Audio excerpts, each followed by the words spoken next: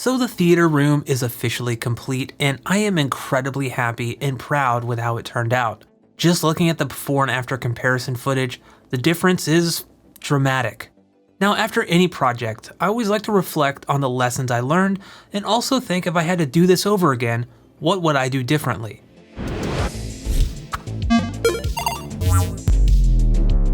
Now, I do want to dive right in, but I want to mention a few things first. So if you haven't seen any of the build series or only a select few episodes, I do highly suggest you watch those first. They're not 100% required. I mean, this video is not going to spoil anything. This is not an episode of Stranger Things or Game of Thrones or something like that, but it will give you a bit more context into the decisions I made throughout the process, along with some things I talk about in this video. Now, speaking of talking about things, I will probably be going over some of the things that I mentioned in previous videos already.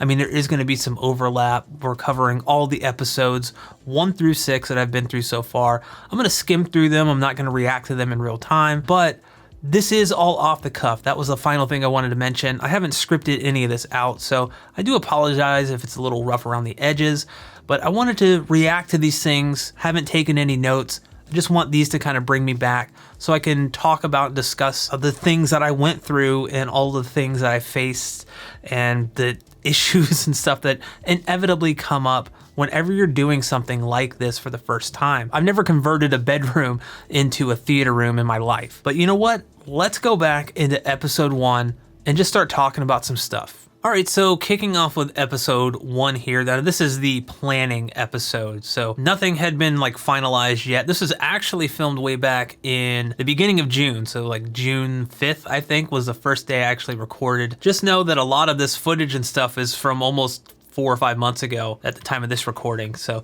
that's kind of crazy to think about. We've gone back in time, and oh man, I'm actually wearing the same shirt I was wearing in the very first video when I recorded this.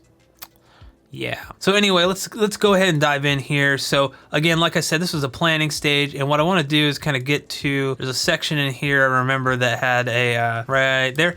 So this is the floor plan for the theater room. If we look at this, I originally said in the video that I had this idea of mounting the TV over here, which I spent so much time obsessing over mounting that TV because I'd never done it before, and I want to do it, it's gonna happen. But the reality is, if I mounted it right here, I would either have to center it with this wall here or center it with the whole room. And then I realized if I do that, it's never going to look centered in the room because it's either going to be centered on the wall or centered in the room, but then it will look off center on the wall because it will be further on the wall than if you were to center it with the wall itself, which would be centered on the wall, but then not within the room. So that's a lot of kind of going back and forth. But if I was doing this all over again, I would have maybe thought about it and then went, you know what? As much as I like to wall mount it and put my center channel speaker on top of my entertainment stand instead of inside of it, not the most ideal situation, I'm gonna have to just use it on the stand for now until I figure something else out. Because if we look at this room, if I put it over here, that would have maybe impeded a little bit on the placement of the surround speakers, the left and right surrounds, because the door opens right here and then we have this wall here. It may have been okay. I just should have really looked at this room as a whole, because right in the front here of the room, we have these 2 angled walls, and while the speakers, the front left and right speakers, wouldn't be placed at the edges here, this kind of helped accentuate the toe-in a little bit if I put the speakers right here, while also being way more aesthetically pleasing. That is something that I was really in my head trying to balance a lot, was how do I make this look aesthetically pleasing while also being functional as a theater room? Because to me, they kind of go hand in hand. I knew I wanted acoustic panels at some point. I didn't know I'd actually be making them as part of the build series. I thought that would be way later. So as we continue kind of going through the thing here, I think at some point I talked about, oh yeah, I did. I talked about running Cat 5 or Cat 6 cable throughout the entire house, and then I got up in the attic and saw all of this. That didn't happen. Actually, a lot of this is kind of foreshadowing where I'm talking about running Ethernet cable, because none of the outlets that someone had already ran Cat 5e, none of them worked. So like this was actually stapled on the inside of the wall further up, so I wasn't able to actually use the current cable that's in there to run it through the attic which I thought about originally. I was like, oh, that would be super simple and super easy. I should have just scrapped that idea too, because having never run Cat 6 cable through an attic or through walls, these are also brick on the other side, not brick, cinder block, sorry. It was just a total hassle. So I ended up actually going in the theater room. I went through the ceiling with the Cat 6 cable. I had this idea of painting the walls like a dark gray, the trim like a flat black, and then the bifold closet doors and the main door, the dark gray too, to kind of have a two-tone thing going on where it's like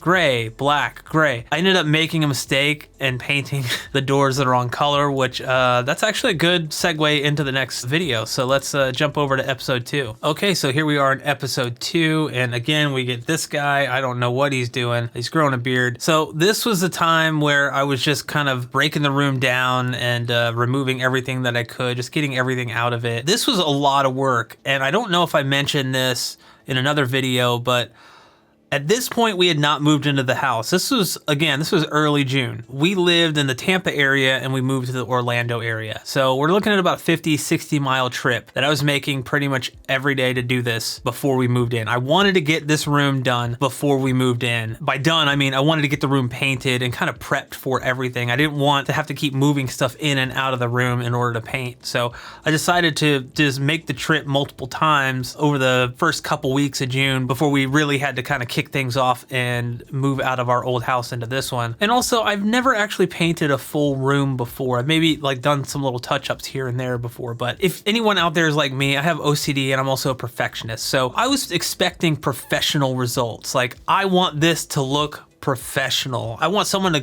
take a look at it and go, wow, who'd you hire to paint that? I kind of approach everything in life like that. It's honestly not the best way to approach things most of the time, because you just end up getting very frustrated when things don't work out, and things don't work out a lot. Yeah, in retrospect, I should have just said, Trish, my wife, I should have said, hey, would you just maybe like, we can go on a couple of days over the weekend and just we'll knock out the trim one day and we'll knock out this the other day. But I didn't do that. I wanted to do it myself because, you know, I'm a man. I need to do this. And it's definitely a learning experience. I think the next time I paint anything, I'm not looking forward to it, but I will be doing it with my wife. I think that will be a lot more fun because she has way more experience painting and stuff than I did. So as you can see here, I actually have my little painting station set up here. And this is another area that I really should have paid a little bit more attention. I thought it would be fine to paint the back of the door, and I wanted that, or outside facing part of the door, to be white and the back to be black. So that way from the outside, you couldn't tell that it's a theater room. Like, you open the door and it's like, oh, it's like one of those moments. Well, I masked like 4 inches on each side, and I was like using a paint sprayer to paint the door, and I was like, I won't have to worry about overspray at all. Well, no, I actually ended up marking the door on all sides, so when I took the tape off, you could actually see like a big square. It's hilarious, but it's not that big of a deal, and we may end up painting the outside facing part of the door at some point a different color anyway. So I really just did not enjoy painting. I don't want to paint. I don't want to think about painting this room anymore. Can we stop here? No, I actually really loved how it turned out with the paint job. I also kind of didn't really care too much about getting stuff on the ceiling because I knew I'd be putting the drop ceiling in anyway. That would kind of cover everything up. You see, I got a couple little marks there on the top of the ceiling.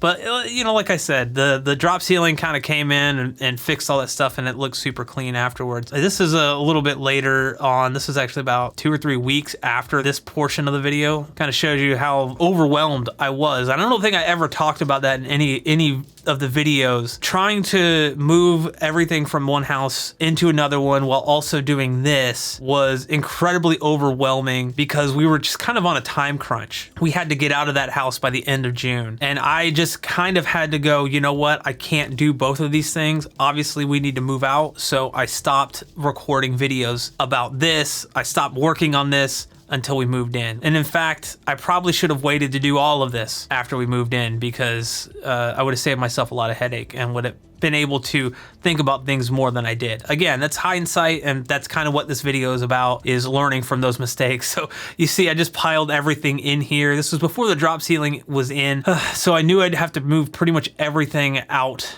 of here to do the drop ceiling. So here are 2 black pleated shades. These are the super cheap ones from Walmart.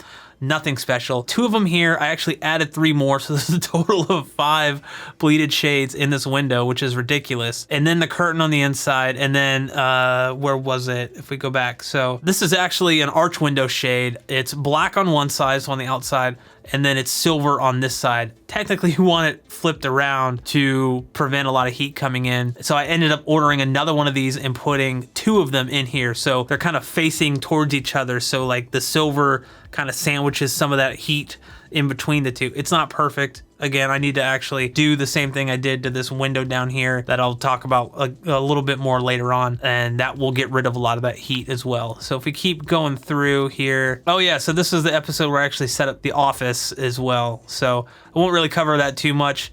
Again, I wear this shirt a lot. Holy crap. Can you tell I'm a big Back to the Future fan?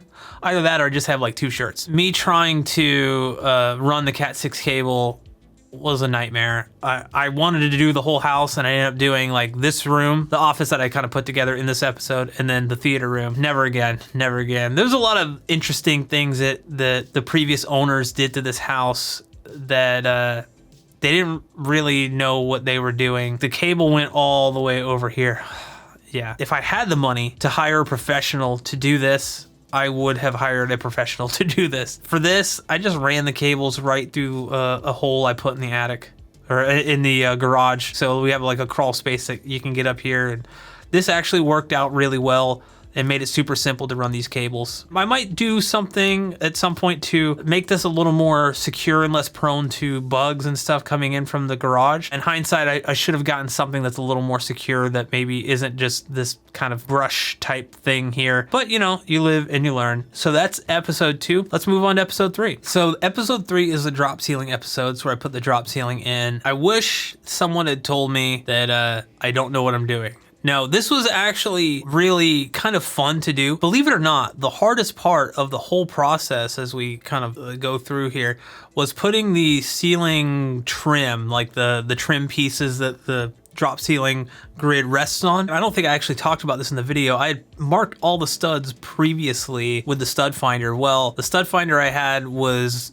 junk. It was like some cheap thing I got off of Amazon, and I noticed I go to drill into the studs and I'd just be drilling right through drywall. There were no studs where it said there were studs. So I ended up having to go to Lowe's and spend, you know, 20 or 30 bucks on a decent one. That worked out no problem, but I didn't actually make the trip until after I was done. So here I actually made the mistake of thinking I should leave some things in the room and be lazy and not take them out. So like the TV and stuff. And this actually proved problematic because the little step stool I had, I needed to get a little closer to the wall a lot of times, and that just wasn't possible when I had this stuff kind of in the way. I think I even had the entertainment stand in here as well. Now I will say that the laser level really made a huge difference. Like it made things so much easier. I was able to use it pretty much at every step in this process. Kind of made life a whole lot easier. For the joists, so the issue I was running into is I was trying to find the joist with the stud finder on the popcorn ceiling. And if you've ever used the stud finder on a popcorn ceiling, you know, it's not that much fun. So I kept missing the joists every time I would go to screw these little eye-lag screw or bolts in for the drop ceiling. Again, just like the marks from the paint, I wasn't too worried about it, mainly because everything would be covered up anyway by the drop ceiling. I'm looking at this stuff now and I'm like, I didn't have too many issues installing the drop ceiling. Making sure it was level was a big thing. As I kept going on, you'll see I have the laser level here. Basically, you want the grid to be completely square. You don't want anything to kind of be tilted or turned in a certain way. And I got it like 98% there. There's a couple of little sections that aren't exactly straight, but you can't really notice it unless I point it out to you if you're like ever in the house. But here you can see, I'll just kind of let it play here. Here you can see all of the little calculations and stuff I was doing to make sure that the ceiling grid was square with the room. And what I mean is, if you walk into the room and the front of the room's here, the middle tile is completely in the middle of the room. And then on each side as it comes out, the width of the outside tiles are all the same because they all have to be cut. Like you don't want a 2-foot tile over here and then a 3-inch tile on the other side. That's just not gonna look right. So I wanted to make sure that everything was square and right down the middle. Got really, really close. I think I was maybe an inch or 2 off. It's not really even noticeable. I think I got this formula or equation off of Armstrong's website, where you basically measure the room length and the panel length, and you go off of that. And that actually made it really simple once I understood what all of this meant. In the very beginning, before I even did any of the drop ceiling stuff or ordered the stuff, I should have done this. I should have taken the room dimensions and already had a plan in place that once I got to it, I didn't have to stop what I was doing, because that's what I did. Put the L brackets in, stopped everything, and then literally went and set at the kitchen table for about 30 to 45 minutes to do all of this. So in retrospect, I should have done this in the very beginning when I was doing like the planning and everything. Also, I think I'm growing a beard throughout this episode. It just keeps getting longer and longer. Oh yes, white ceiling tiles. So in order to save money, I chose white Armstrong ceiling tiles. They're 2x2, and I painted them using our paint sprayer the same color as I did all the trim. So it was like some Sherwin-Williams paint. I can't remember the exact one. This was both a good and bad idea. It did save me quite a bit of money, but I spent a lot more time on this than if I just bought black ceiling tiles. So in retrospect, I maybe should have looked at, okay, how much money am I actually saving? Because I had to buy 2 extra cans of paint, and those were about, I don't know, 30 to 40 bucks a pop. Each of the ceiling tile packs, which I think I needed 3 of them. They had 12 in them, so let's just say 3, and those were about 40 bucks. So right there, you know, you're looking at $120 plus another $80. So let's say $200. Whereas I would have spent about $300 on the black ceiling tiles, I think, because the black ceiling tiles were actually double the price that the white ceiling tiles were. And I was like, well, I'll just paint them. This took 2 to 3 times longer. I mean, it was already taking 2 times longer than it would normally, mainly due to the fact that I was trying to film everything. If I had the money in retrospect, I maybe should have just went with the black ceiling tiles, and that way I would have saved so much time. But on the flip side of that, I actually got the experience and I learned some things about working with ceiling tiles and how to cut them properly, and basically use a razor blade. Don't use like a drywall saw or anything like that. I was able to learn a lot during this process, so you know, getting it done was really nice. So here's my special Cat 6 cable through the attic. So there's actually a 2-port here, dual Cat 6 cables coming in, so I have another outlet in case I ever need to run a separate cable for anything, maybe a Wi-Fi extender or something. Or this actually ended up working out really well because I was able to just use a drop ceiling to kind of hide all the wire and run it to the front. So this allowed me to hide the cable completely. You can't even tell that it's coming into the room. It just ended up working out super well, and I wish I would have thought of it originally. And then here I'm just pointing out that I'm running cables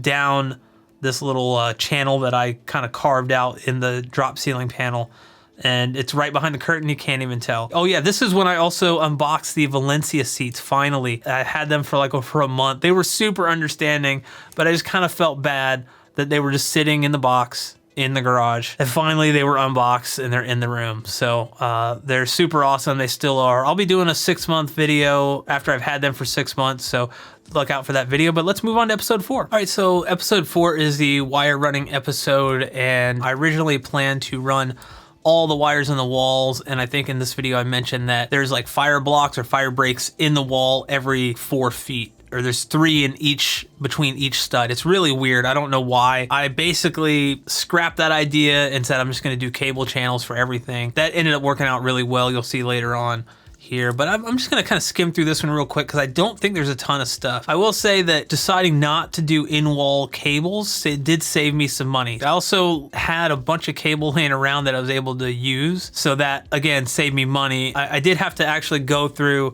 and figure out how much cable do I need for this speaker or this side. I knew I wanted the white cables for the Atmos speakers because you'd never see them. I was going to use that, and then I was going to use the black cables in case you see any on the floor. I didn't want any white cables anywhere. So that's why I have the 2 cables, and I literally sat down and figured out how many feet of cable I needed per one. And I was like, I have enough of this. Okay, cool. I have enough black. Okay, I need to order, you know, a little bit more. Honestly, this was the part in the video series where I was really starting to kind of have fun. I was seeing the room take shape. The drop ceiling was in, walls were painted, curtains were on. This was before I did anything with the window shades here. All that heat was still coming in and stuff. That was just something I should have addressed right here, not later on down the road, because it would have been much easier before the TV went up on the stand. And you see the TV stand here. So a little fun fact here, I didn't mention it in the video, I don't think.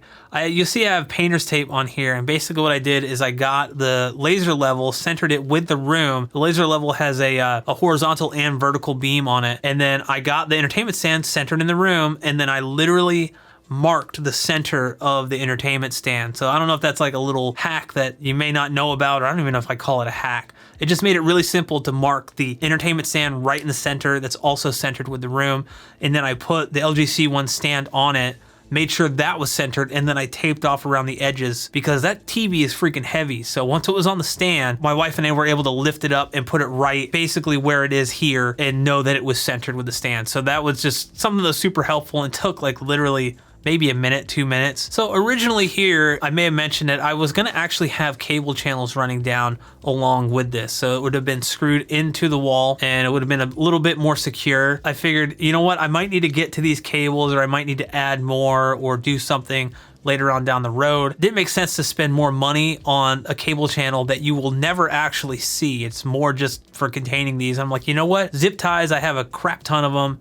I'm just gonna use those. So again, this is kind of thinking of that, well, I don't really want to spend the money on this stuff. This stuff works just fine. No one will ever see it. And I think it turned out really well. This episode, I also installed the outlets as well. Those went in no problem. I had never done any type of electrical work at all, so I was kind of nervous about that, but I got a cable tester and an outlet tester and all that stuff to make sure that even though the breaker was off, I wanted to make sure that I wasn't going to get electrocuted putting these things in. And yeah, everything went in no problem, except for that one that I think I mentioned right here that had like 4 or 6 wires coming into it. I was like, you know what, we're just going to put the black faceplate and put the curtain over it and never touch it again. So here we see the cable channels. In retrospect, I maybe should have looked at just getting black ones, even though they probably wouldn't match all that well with everything else. I was kind of worried about them being a little too shiny. I wanted a matte finish. I wanted to try to limit the amount of reflective surfaces in the room as much as possible. So that's why all the walls, the doors and everything are painted like a matte or a flat color. And I wasn't sure if I got black cable channels, even if the description said they were matte or flat, they might have a slight little shine or sheen to them. So I just ended up getting white ones and knew that I would paint them with some spray paint. Got the job done just as well as the other one, and it turned out nice. I didn't paint them in this episode though, that's the next episode. So let's jump over to that one. All right, so we are on episode 5 now, and I actually think that this video is going to be longer than any of the build series videos I've done, just because I realized just now how much I'm talking. So I apologize, but I hope you guys are having a good time. I'm actually really enjoying looking back at all of this stuff, because I haven't seen any of these videos until now. I'm just kidding. No, I haven't seen any of these videos since I posted them. I mean, Lord knows I've watched them 100 times during the editing, but yeah, it's kind of cool going back and seeing, you know, what I've done, kind of seeing the room transform over time. I don't know how that's gonna go. I might just ditch the whole idea. There's a lot of that. I might just ditch the whole idea. I say that a lot. I think I said that like 2 or 3 times in these videos, and I never ditched the idea. I always just went through with it. I was like, let me just do it. Oh yeah, so this is the episode where I put in the ceiling speakers. So initially I wasn't sure how I was gonna mount these to the drop ceiling here. I know they make like some metal braces that you can put on the back above the drop ceiling that will kind of spread the weight of the speaker over everything, but those are pretty expensive. They didn't work with all sizes of speakers, and I kind of wanted something a little easier and more cost effective. So I just ended up using a 2x2 piece of drywall here. I've talked about it a couple times, maybe in videos since, and I just used some construction adhesive, glued it to the back, and then just put the speaker right in. They don't weigh very much, so it's not putting a ton of weight on the drop ceiling, but it adds that little extra support there. If you look here, this was another big mistake. So please, if you're mounting Atmos speakers, don't follow Dolby's guide and go in line with the mains. That's what I did here. They're way too close to the sidewalls.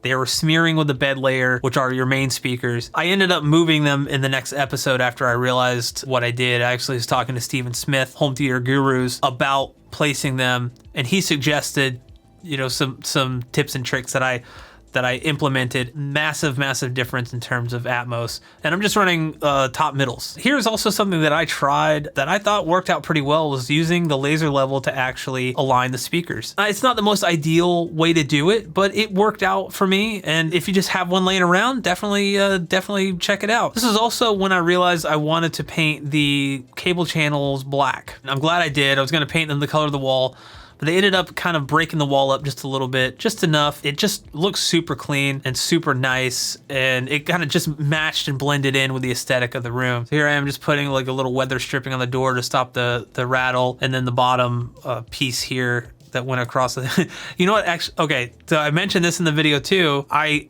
accidentally cut this too short and didn't put it on the door. I ended up ordering another one and still have not put it on. That was, can you tell I forgot about it until just now when I saw it. So it's in the closet. I should probably go dig that out. So yeah, that was episode 5. Let's go ahead and jump to the final episode. All right, here we are, episode 6, the final actual build episode. Now in this one, I'm making some acoustic panels, which I actually talk about. Having never done any type of carpentry or anything like that before, I actually really enjoyed this aspect of it, but there's a few things that I would definitely change now that I've made them, and if I were making them again, or maybe for the first time. So one of those is, right off the bat, I would get higher quality wood. So for this, I actually just using some furring strips from Lowe's or Home Depot, which were really cheap. They were 1x4x8. They were about $3.50, $3.99 for one.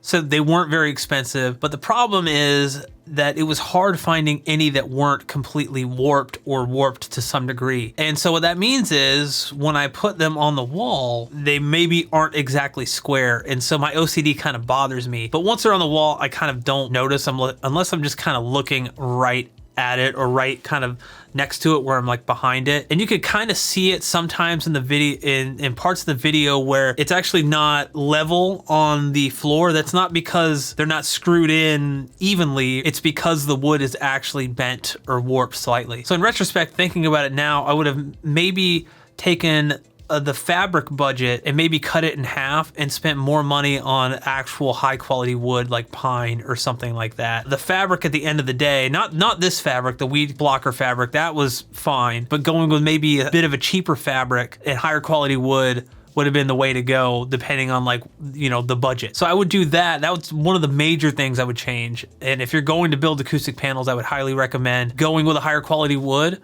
and spending maybe less money on fabric if you have to move some funds around in order to buy that higher quality wood. That's my opinion. That's what I would do. Another thing that I would do, I mentioned in the video, I would buy like an electric staple gun or maybe one that works with an air compressor, because holy crap, my hands and my wrists, like this area right here, they hurt for about a month after all this was done. And if I turn my wrist a certain way, I could still kind of feel it. So it's been 2 months now. I probably did some permanent damage. If you're gonna be making a lot of panels, I made 9 for the walls and 4 for the ceiling. Get an electric stapler. You'll save yourself a lot of pain in your wrists. Another thing that I did was I kept going back and forth on what kind of material I wanted to use on the inside. So reading a lot about Rockwool and how it's carcinogenic, or it can be carcinogenic, and I was looking at recycled denim. There's all these kind of safer options available out there, but they're all either unavailable or really expensive. And Rockwool is not really expensive. Now I couldn't find the 24-inch by 48 panels, could only find 16 by 48, but this actually worked out really well. I like the size of the panels, and for the room, I think they work out really well. So this is how I mounted this on the wall. These small little squares right here. If I were to do this again, I would actually span it across the top and the bottom. I put basically 2 pieces together on the top and 2 pieces together on the bottom. While this worked, they wobble a little bit. It's not that big of a deal once they're on the wall. Just to prevent that, I would definitely have some type of longer piece of wood going across the back, but that's kind of not a huge deal. I would have had to use more screws to get it in there, and everything else about the acoustic panels worked out really well, other than when I did the ceiling panels, I made them too big. Measure twice, cut once, and be done. I should have measured the drop ceiling panels, but you know how it is when you get in like the flow and then you're like, oh, I'm just gonna keep doing this, I got this. You make mistakes, and that was one of these times where I made this mistake and I'm like, oh man. But I ended up fixing it. It didn't cost too much money. I think I spent an additional maybe 10 to 12 bucks on wood.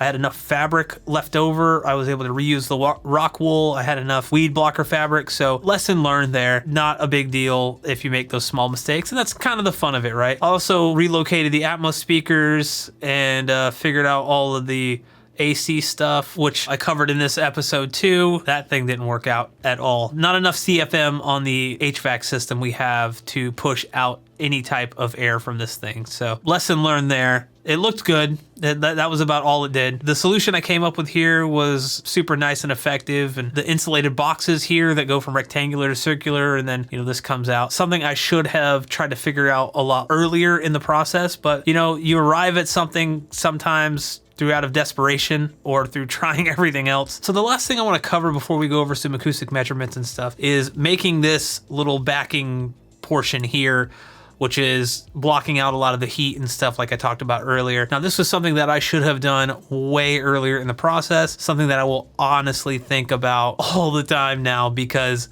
it made such a massive difference. So we have this main window here, and then we have the arch window up top. Now, this is east facing, so meaning in the morning, the sun rays just come right through both of these windows and heat the room up. Now, I didn't realize how much of an issue this would be until way later on in the game. So again, if I did this over again, I would focus on this first, because what happened was I ended up putting the door on and then going in one morning at like 10 a.m. It was 87 degrees in here. We set our AC to 76 degrees. So I did kind of have a plan. I put a bunch of pleated shades up here, all black, and then I put some thermally backed curtains. I actually have curtains on the inside of the window as well as on the outside wall here, both thermally backed, thinking, you know what, that will be fine. It'll cover everything. It didn't. It didn't at all. So I had to take some cardboard from an old TV box that we had, put some Reflectix, which is attic insulation. It's very similar to the kind of reflective material you use in your car to reflect the sun out of the windshield when you parked for a long time. That's something that I just should have done right from the beginning when I had everything, like right after I painted. I should have addressed this issue of heat. So that covers all of the build videos. Now I do want to take a look at some Room EQ Wizard measurements to see the before and after effects of the panels, but I did record a quick little demo of me talking in the room without acoustic panels and then me talking in the room with acoustic panels. So I'll roll that and then we'll just dive right into REW. So this is how the room sounds with no acoustic panels. I have the microphone plugged into the camera and it's sitting right on top of the camera. So this isn't how I would normally record things, but it being so far away in the position to where I normally sit, it's kind of representative of what I would hear in the room. Now, obviously, it's going to depend on the microphone itself and what it can capture, but this should give you somewhat of an idea of what the room sounds like with no treatment, and I'll do a little clap test here just so you can kind of hear the room reflections and things like that.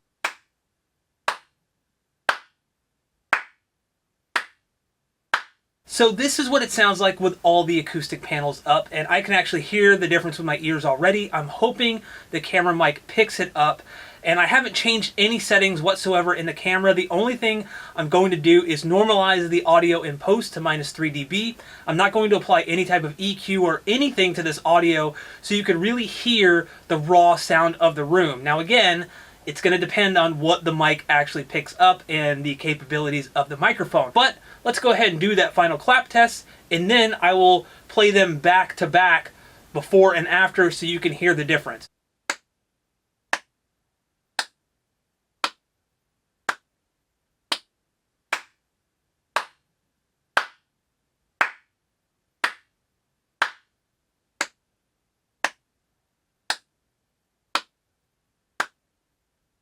So this is how the room sounds with no acoustic panels. So this is what it sounds like with all the acoustic panels up. So this is how the room sounds with no acoustic panels. So this is what it sounds like with all the acoustic panels up. So in REW now, we're gonna just look over a few things. One is the frequency response. We'll start there, and then we'll go and look at the RT60 decay tab. Now I'm gonna preface this with saying that I am no expert when it comes to this.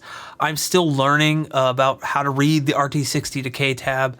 I think I got a slight grasp on it, but I may get things wrong. I may say things incorrectly. So if you notice I say something or I'm not understanding something in here, then please leave a comment down below. Let me know. But anyway, let's go ahead and take a look at the overall frequency response. So again, this is the left and right speaker measured together.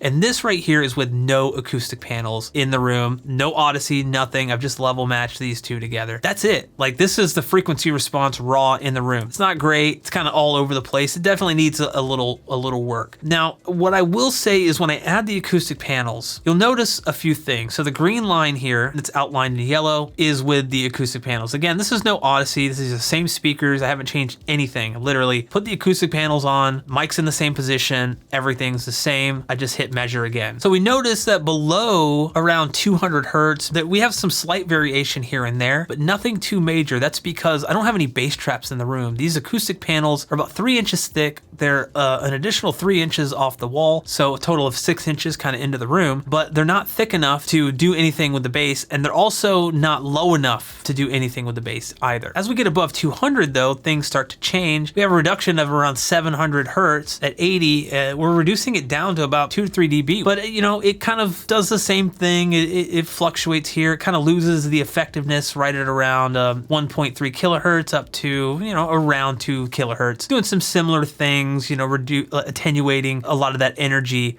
that's being produced. And then as we go further with AUDYSSEY turned on, no real change on the high end stuff, but AUDYSSEY did clean up a lot of the lower end stuff. It's far from perfect, but it's much better than what we got before. We had much larger dips before AUDYSSEY, and then after AUDYSSEY, it kind of helped some things out. We still have this null here right at around 120. I haven't gone in and spent a ton of time tweaking some settings to kind of get this maybe smoothed out. I just kind of wanted to show you the results that you may get if you didn't go through and tweak a bunch of stuff. So that is the frequency response charts. Now let's head over to the RT60 decay tab, and here is where things get kind of interesting. So this measures the time it takes for a sound to play and then decay in your room. So generally, from my understanding and from talking to a few different people and the research I've done, is you want a decay between 200 and 450 milliseconds. 200 milliseconds is going to be more of a dead room. It's going to be less reverberant. There's not going to be much echo, whereas 450 milliseconds, you're going to have a much more lively room, right? You're going to have a little more room echo, and it's not going to be as tight sounding, I guess you could say. Now, that can be up for debate. Some people like a dead room, and some people like a more lively room. It's kind of your personal preference. We're not setting up a recording studio here where things need to be perfect. It's something I'm doing myself. So if we look at the RT60 here, I want to make note of this red line down here on the waterfall. So this is our overall delay, or our overall decay, I should say. So as you can see, we start out around 130 hertz. And if we look all the way on the right here, you can see we're at about 270 milliseconds of decay. And as we move through this, we could see up until about 800 hertz or so, we're at that, you know, ballpark, 200, 250 milliseconds. Then we start going up as we get up into, you know, the 1.1K. We're in the 400 millisecond range now. So that's a difference of 200 milliseconds, right?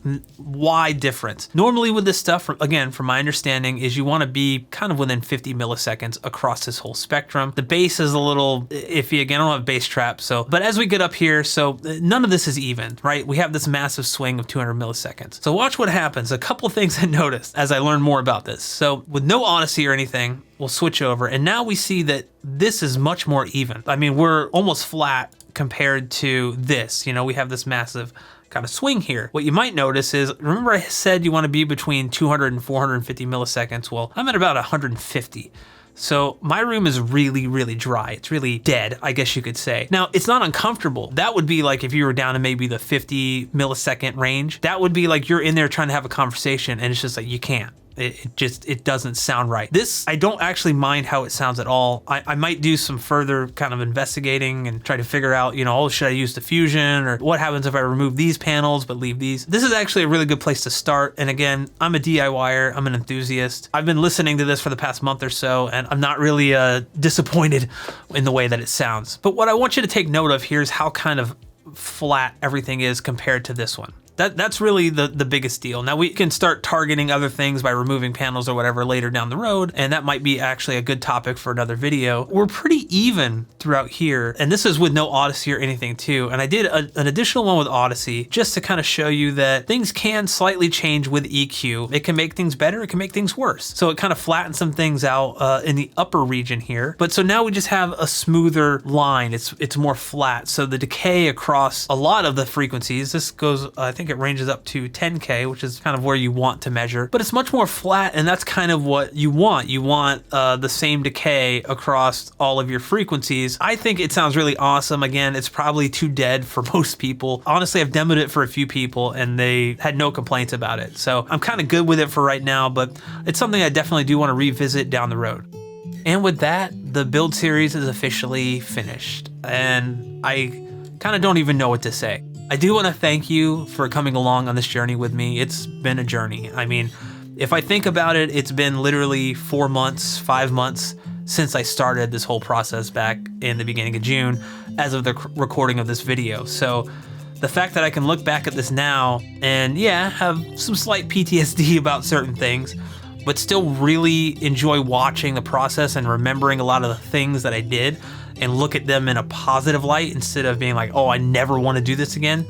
Well, I don't know. I think that says a lot about just getting in and doing it, and seeing the results. I love spending time in the theater room. I mean, honestly, I spend much more time probably tweaking settings than I do watching stuff. But I just want to thank you so much again for sticking around for the journey, and it's just been so much fun talking to everyone in the comments and getting just so much support from you guys. It's something that I didn't even think of. Initially, when I started making the videos, I just figured, you know what, people are gonna watch this and they're just gonna go, you know what, this guy has no idea what he's doing.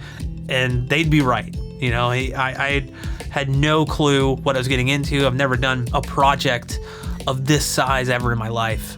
And I won't be doing one anytime soon again, but it was an experience and I'm so glad I got to share it with you. If you enjoyed this series, if you enjoyed this video, feel free to give it a thumbs up, tell your friends, tell your family, share it on social media. I really appreciate it. More people we can get out there doing DIY stuff, the better. We learn a lot, and that's kind of the fun of the process. Thank you so much for watching, and I will catch you in the next one.